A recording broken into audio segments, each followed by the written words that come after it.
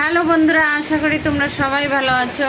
আমি মোটামুটি ভালো আছি। আর আরজিকালের ঘটনাটা তো আমি শুনেছি, শুনে আমার মাথায় হাত।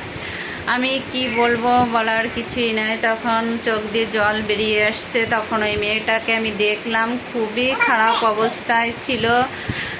সব কিছুই দেখাচ্ছিল, মেয়েটার সব কিছুই দেখাচ্ছিল। মানে ওকে যেভাবে মারা হয়েছে তড়পিয়ে তড়পিয়ে, যে ওকে ওইভাবে মেরেছে তাকেও যেন ওইভাবে তড়পিয়ে তড়পিয়ে মারা হয়। ওকে যেন জিন্দে আগুন জ্বালিয়ে মারা হয়, ওকে যেন কুপিয়ে মারা হয়। কলকাতার মহিলারা যেন ওকে না ছাড়ে। আমি সেইটাই বলি। আমিও একটা বাঙালি মেয়ে, আমি সেই কারণে বলছি ওর দৃশ্যটা দেখা যাচ্ছে না, কারণ খুবই কষ্ট হচ্ছে। কেউ কি 10 লাখ টাকা দিয়ে মেয়েকে করতে পারে? মেয়ের ওনার মেয়ের কি 10 লাখ টাকা দাম? 10 লাখ টাকা দাম, 10 লাখ টাকা দিতে যাচ্ছে, 10 লাখ টাকা দাম।